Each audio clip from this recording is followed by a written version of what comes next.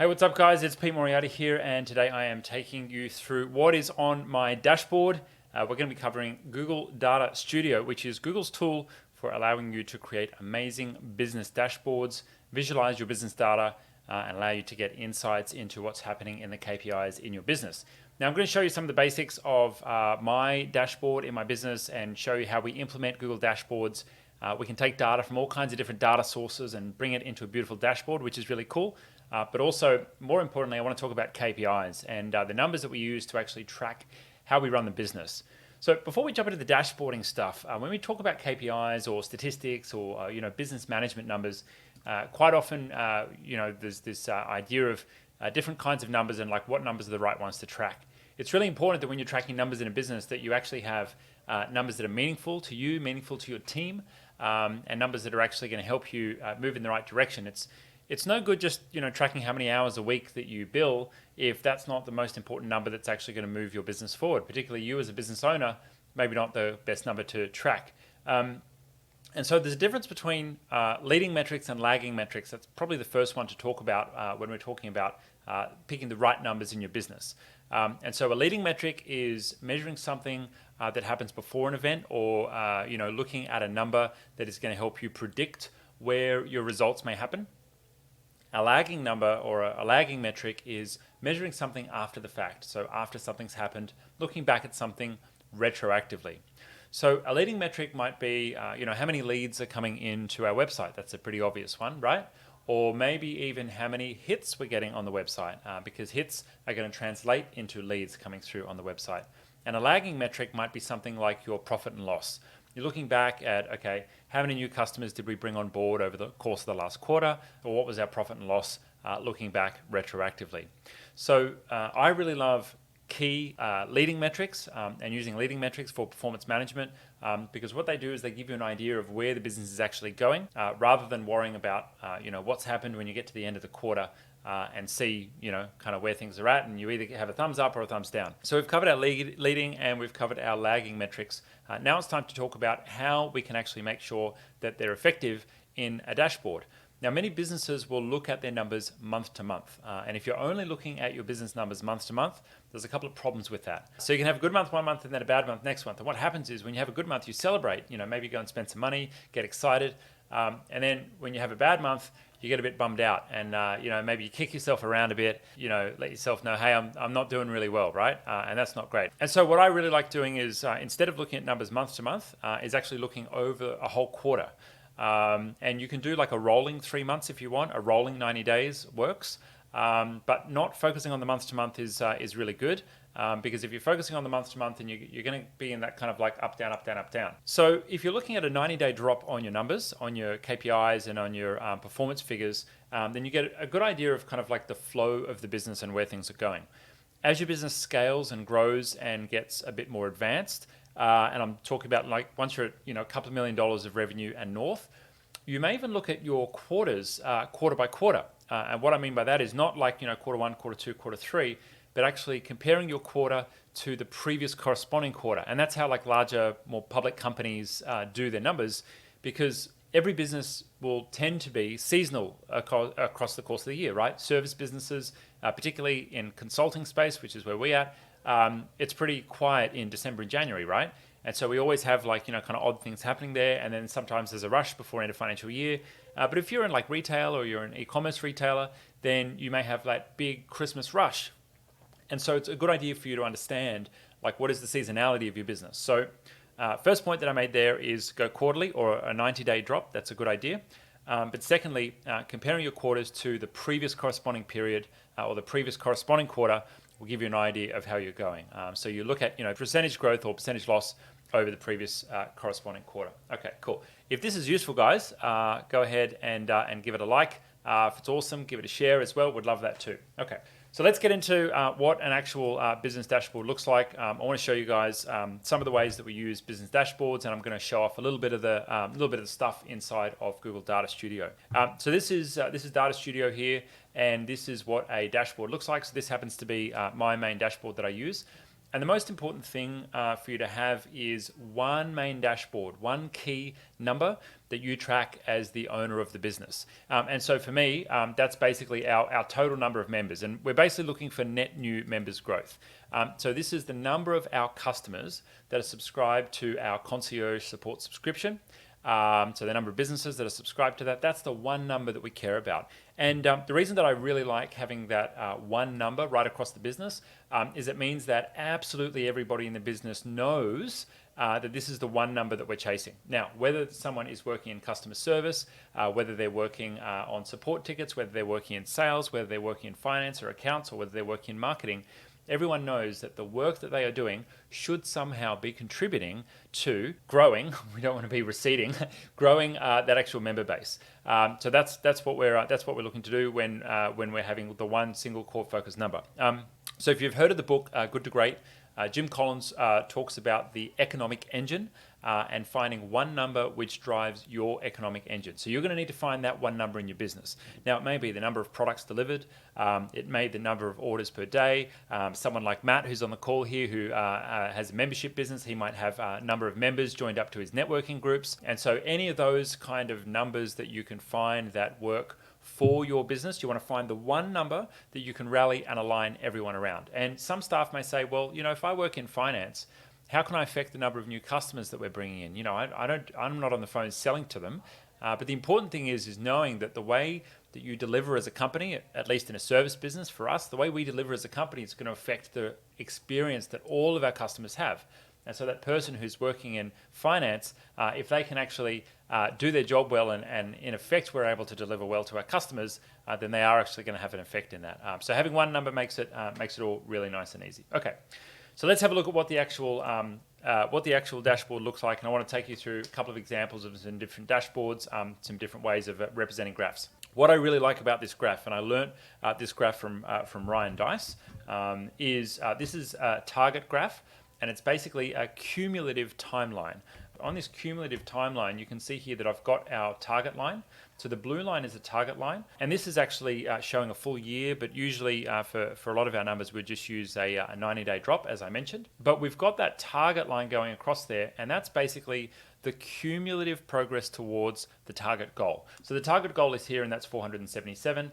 So that actually sits up there. And where we're starting from was 60, 180 or something. And so that target line is actually the cumulative effort that we need to work towards. And then, of course, we've got our actuals here. So in our actuals, this is basically showing how are we going in real time, in the real cumulative number towards that goal. Now, the beauty of this graph is it's basically updated every day, or at a minimum, you want to have these kind of numbers updated every week.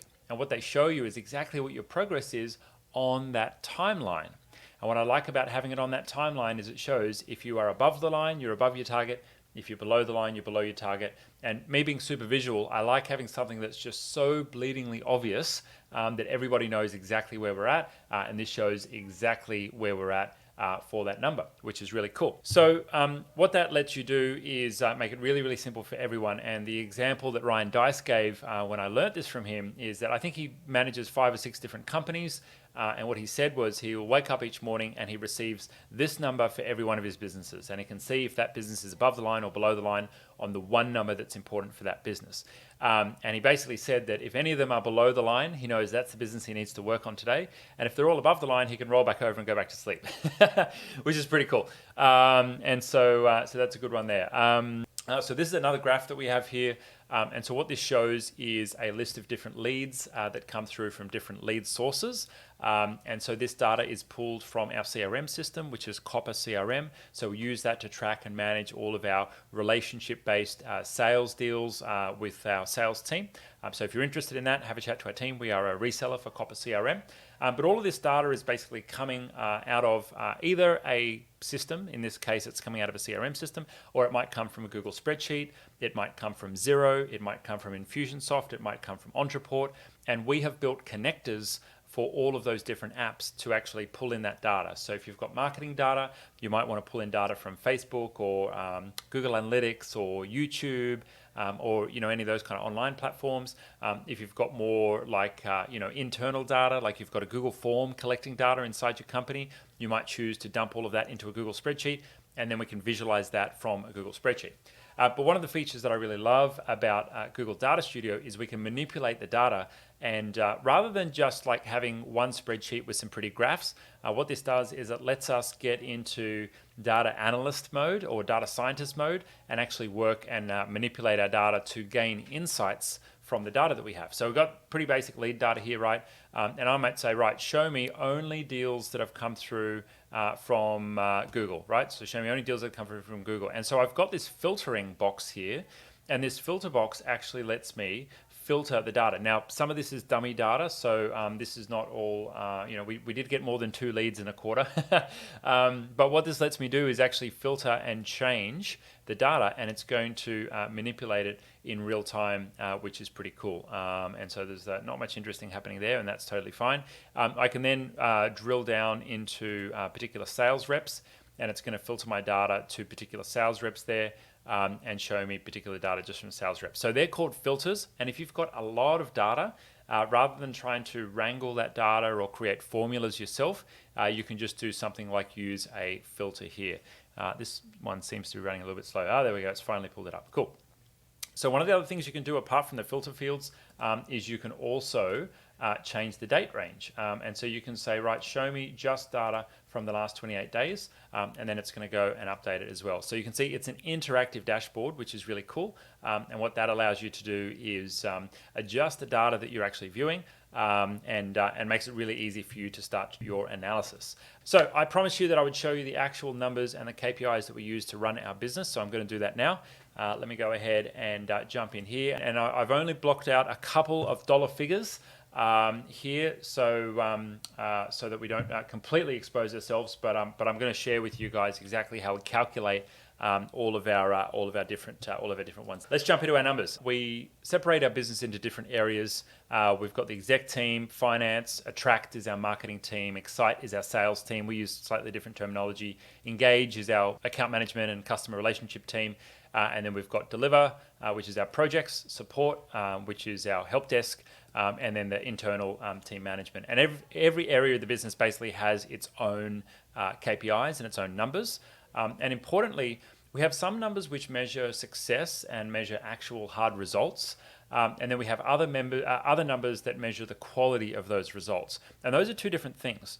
You definitely want to measure output, and you definitely want to be measuring what someone's actual result is. But it's also important to measure the quality of that result. Let me give you an example. We have one of our numbers for our project team, and that number is how many days did it take us to deliver the project, right? How many days between the date the project was signed and the date the project was signed off. And so we call that sale to sign off. And that is basically an average number, taking how many days it was for us to actually deliver on a project. Now, that's a good one to measure, right? Because we want to make sure that the team are performing well and that they're actually delivering on projects quickly. However, how well are our customers actually experiencing that delivery? How well are our customers actually experiencing that product that we're delivering to them? So we have a quality metric in there as well, which is the customer service rating. So that's the survey rating. Anytime a customer does a project with us, we'll send them a survey, and then we'll get back a rating and a recommendation and a review on how that project actually went. So that's a quality score. So that team basically have to manage and balance out the output, which is how quickly can we implement this project to make sure that it's done efficiently and make sure it's done without wasting too many of our internal resources, because we don't want people to spend 6 months on a project, right? We want to make sure that they're delivered quite quickly, but that needs to be balanced out with what was the customer's experience? Did the customer have a good experience or not? So we call them output or primary numbers, and we call the secondary ones quality scores, and they will actually measure the quality. And ideally, each team will have a bit of a symbiosis between measuring quality, but also measuring the quantity as well. If you go to something like McDonald's, and those guys are really fanatical about systems and timing and tracking everything and all the data that's available in that business, If you were going through the drive-through and they were serving you, right, and they were trying to get their drive-through time limit down, and so what they did was they opened the door and they just threw the chips at you, you wouldn't have a great experience, would you? So there's multiple numbers that are being tracked. It's not all about doing things as fast or as efficient as possible, because if I wanted to do things as efficiently as possible, I would switch off my phone support for my customers. Now, we had to do that for a week because of coronavirus, but apart from that, we keep our phones on because it may be more efficient for us to deliver without phone support to our customers, but our customers really love picking up the phone and calling us from time to time. And so making sure that you have a good balance between doing things efficiently and doing them effectively is important. Okay, back to the numbers. I don't want to blab on too much. I'm going to check your comments here. Is it possible to compare two different time periods? That is a great question, Doug. If you are in Google Data Studio and you want to compare two different time periods, you would need to set up a dashboard with two little time pickers like this. And you'd have two graphs. So I would set a second time picker and I would link that time picker to the comparison, and I'd have the first one linked to the actuals or whatever you wanted. But yeah, that's fairly straightforward to set up, and that would achieve what you're looking to achieve there. So, okay, let's get back to my actual numbers here. Okay, so what are the numbers that I look at for executive? The most important number for me is the top level number, which is the number of members. We've already kind of gone through that. Next up, really important, is what is the liquidity of the business, effectively representing, and we're a small business here, so we're not like a public company. We don't have like, $1 million loans from banks or anything like that, and intangible assets sitting on our balance sheet. The most basic way of seeing how is actually the health of the business and the financial sovereignty of the business, it's cash minus bills. That's it, right? So what is all the cash you have available to yourself minus all of the bills or all of the liabilities that you have? It's effectively the final number on your balance sheet, but you may choose to remove some of the intangibles from that if you want to simplify it. And what I like to do is I actually like to plot that over a 90-day period. So plotting it over a 90-day period allows you to see the growth and the decline, or just the natural rhythm of what that looks like. As I said earlier, if you're only looking at things in 1 month, if you're only looking at literally at 1 month, then you're not going to get a great perspective about how the business is actually flowing. So that's why I like that 90-day drop. And if you're going to do things like a rolling average, you may choose to, maybe set the rolling average every once per week or something like that. But they're all the kind of figures and sums that you leave to the technical people to work out how to set up the sums and the formulas and stuff for that. Okay. We've got a couple of others there, like things like we're a subscription business, so we're looking for our monthly recurring revenue or our annual recurring revenue growth. Some of those we will have in there.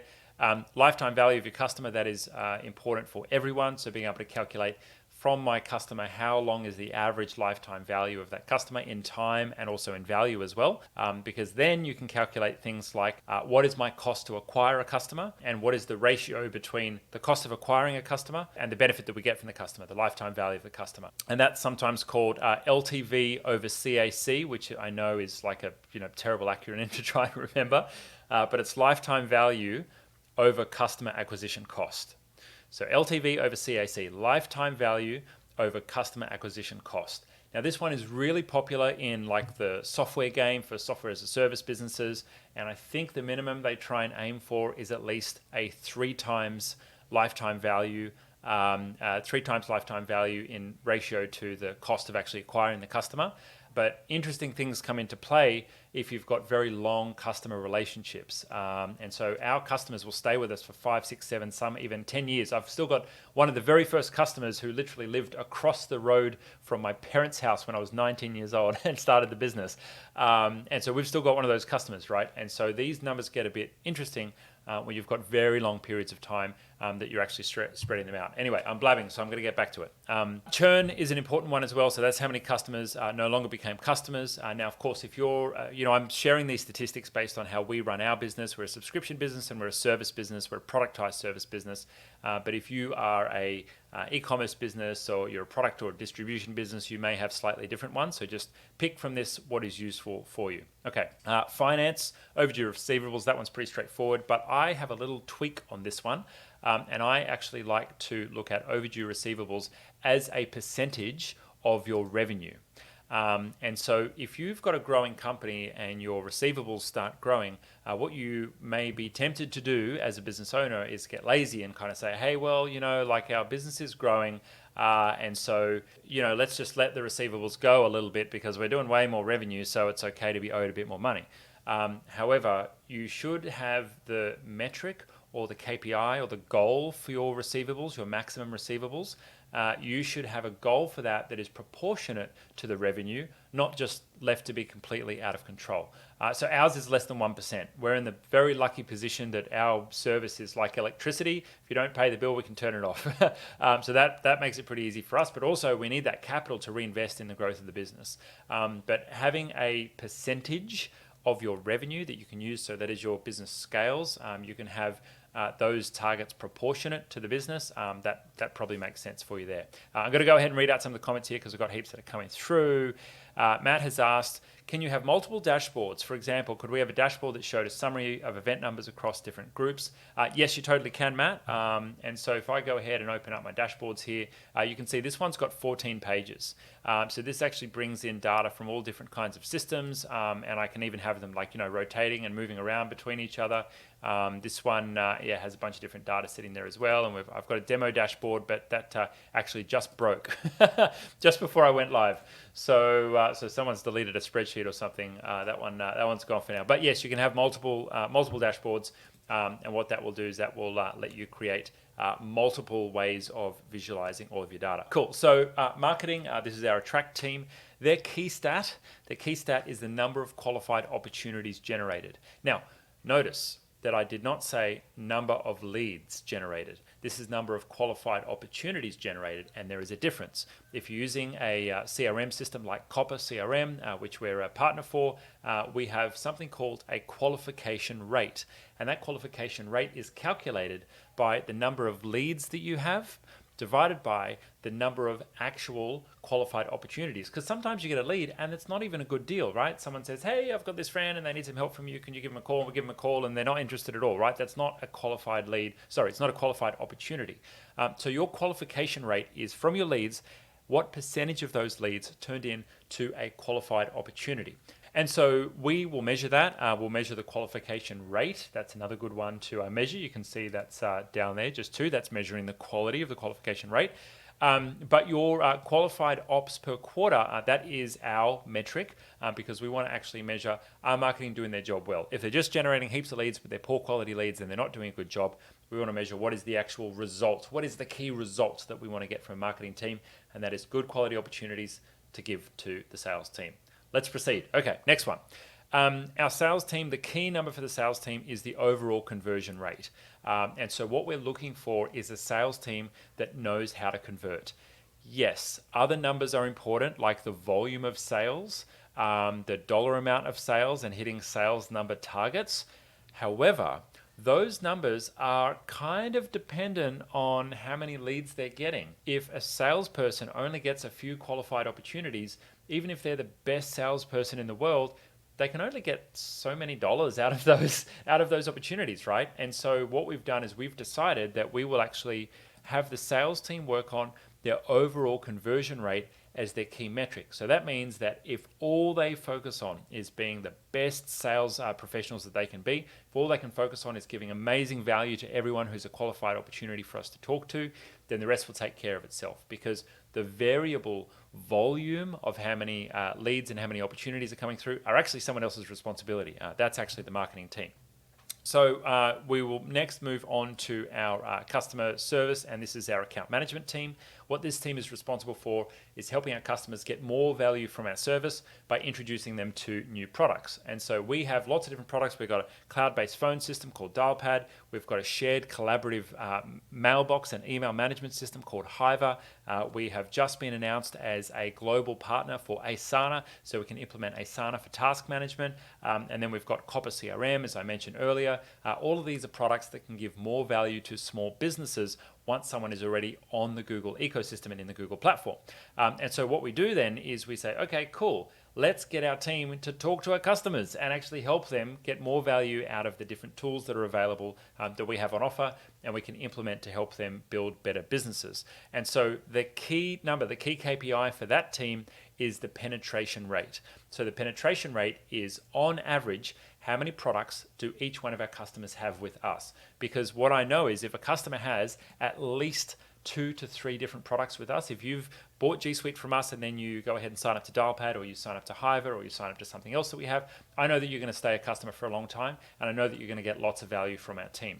And so that's the focus of that team, is working on how can they introduce more products to more customers to help them solve business problems, which is in effect going to build a longer term relationship with us. So that's the most important one there. You will notice that we're not focusing just on churn management. That's really common for businesses to just focus on how can I make sure my customers don't quit, right? And that's kind of like a backwards way of focusing, because it's kind of like if you're in a relationship, putting all of your energy on like, I hope they don't leave me, I hope they don't leave me, I hope they don't leave me. Whereas if instead you put your attention on how can I provide more value so that I'm so damn valuable, there's no chance this person's going to leave me, then it is just a different way of thinking about that equation. And you're going to get better results if you think about it that way. So when you're thinking about things like making sure your customers renew and don't drop off, or making sure your customers come back and shop with you for more, or making sure that your customers stay a customer for a long time, focus on what value you can give rather than trying to stop them leaving. And you know what it's like when someone's trying to stop you leave, right? They'll give like long-term contracts, or they'll set up products or services that are hard to get out of. IT guys do this all the time. They're like, set up all of your systems so they're really complex, and they hold all of the admin passwords so you've got no way of like breaking up with them. And it's really common in the IT industry, and I hate it because it means that business owners are like scared or shamed into staying with an IT provider because they feel like they can't leave. We try and go the opposite way, and we say, right, if you want to leave us, that's absolutely fine. We're going to make it really easy. We can click one button and you change your Google billing to you, and we switch over your domain name back to you. That's not a problem at all. But you're going to miss out on a lot of value if you do that. So our focus is always just on how can we provide the most value to everyone. All right, so we've gone through what our customer service and our engagement team does. Let's talk about our delivery team. Most important thing is the customer project rating. I shared this earlier. And then we've got the sale to sign off days. So if you're doing any kind of project or product delivery that has a certain point in time, maybe you're an e-commerce store and you're delivering a product and you want to see, well, what's the average shipping time, from the customer ordering to us getting it dispatched? Or if sometimes you've got stuff that's out of stock, what's the average time that a customer makes an order and we have that out of stock stuff that comes in stock. You can have all kinds of metrics like that, but anything that's going to incentivize your team to perform better and deliver better to your customers is a good number to be tracking. Support team, obvious. Did a customer give us a thumbs up or did a customer give us a thumbs down? Really, really simple. And we use an app called Customer Thermometer for that. Really, really love that app. It can go in the signature or in the bottom link of every email that you send. And then customers can basically give a thumbs up or a thumbs down and let you know how your customer service is doing. Now, some people are like a little bit scared of that and they think, oh, but what if like a customer's hitting like the red button all the time and telling us that we're doing a shit job? And I say, well, wouldn't you prefer to know that than not know that? We've been running this for a long time, and what I really love about it is I encourage customers to give us feedback. If we're not doing a great job, I encourage them to hit that thumbs down button so we know and so we can actually fix it. And your customers will really care about that. If you're someone who is open to feedback and you want to actually learn and grow from that feedback, then your customers are really, really going to appreciate that because they're going to know that you actually care about the relationship with them. Okay, someone has asked, not sure how this is relevant for a real estate business. That is a really good question, Lisa. I'm going to try and do some thinking out loud. I'm going to let the wheels turn. Real estate business. So I would assume that you would have sales and then you would have rent roll. I would say that one of the recommendations I would make if you're managing property management for your customers would be to have a really good customer service experience with your tenant inquiries. I know, being a landlord and also having been a tenant as well, I'm a tenant in this place that I'm in currently, I've got a lot of inquiries and they have to go back and forth, both as a landlord and also as a tenant as well. And that's really a customer service experience. I've had real estate agencies that I've dealt with on the property management side that have just been absolutely terrible at following up, at getting back to me on time, and have given me a really poor experience. And I would have loved to give them a big thumbs down and say, you guys did a terrible job. Some of them actually went to the trouble of doing a Google review. And you really don't want things to get to that stage. You don't want someone to get to the stage of like, public shaming and putting reviews online, because you want to get someone when they're grumbling rather than when they've had a really poor experience. And so that's one of the things that I love about Customer Thermometer. You can sign up to that at customerthermometer.com. We're not a partner with that. You can't buy it through us, but we can certainly help you set it up and integrate it. But what that does is, as I said, it catches customers when they're grumbling rather than when they've had a really bad experience. I would also say for your technology side of things, you could maybe make use of a collaborative inbox like Hiver. And what that collaborative inbox does is it lets multiple team members manage one email address. I've got one of my real estate agencies who manages one of my properties, who every 6 months has a different property manager assigned to my property. And so I've got to email someone different every 6 months. And so if you can have a common mailbox, IT businesses do this really well. We've got help at itgenius.com. Anyone can email that and they're going to get service from our team. But if you can have one place where your customers can email you and make it really simple, but on the back end of that email address have multiple people sharing access to it and assigning it and, looking at your average turnaround time on requests, that would definitely up your customer service game and improve the way that you deliver. Hope that was helpful. Another question here has come through from Alex. How can you import data from Xero, for example, your P&L for the last 12 months, month to month? Great question, Alex. So we've built a connector into Google Data Studio for Xero. So any of the data that you have in Xero, we can basically pull it out of the API and visualize it in a dashboard.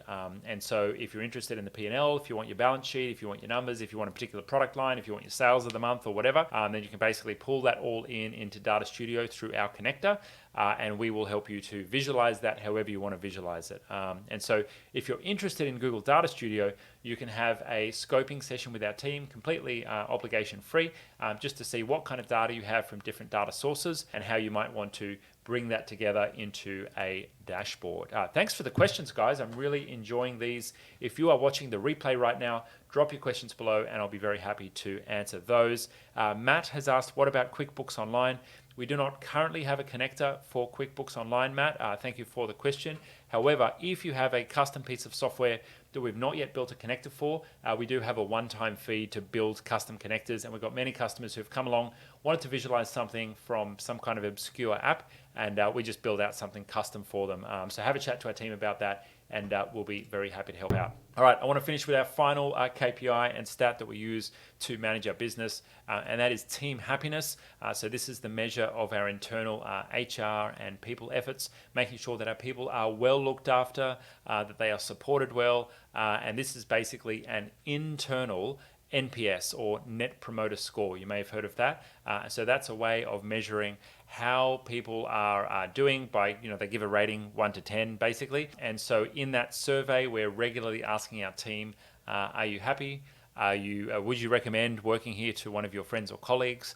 How are you being supported? In what ways would you like to be supported more? And that survey is available to our concierge members. And so if you're interested in what questions we ask in that survey, then check out our concierge platform, and you can actually just ask our team that you want the team happiness survey, because we spent a lot of time developing that, and we send that out every quarter to the team just to check in on how they're doing.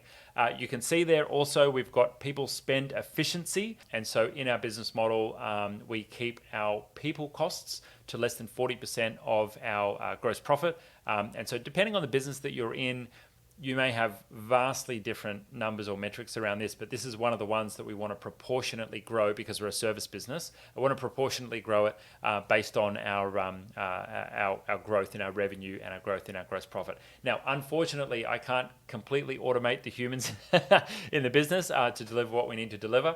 So that's why this one tends to grow as the business grows and scales up, but we can, of course, be more efficient. The challenge is there's a double-edged sword with people as you grow and expand, because as you grow with more doers, more people doing the doing work, you can, yes, sometimes get more efficient through things like automation. But the flip side is that you need to start adding roles like HR and administration and financial management, all those other bits and pieces that come as you build a larger team. The last number that is there is people churn. So what is your actual churn of humans in the business? How many people are actually cycling out of the business on any given year?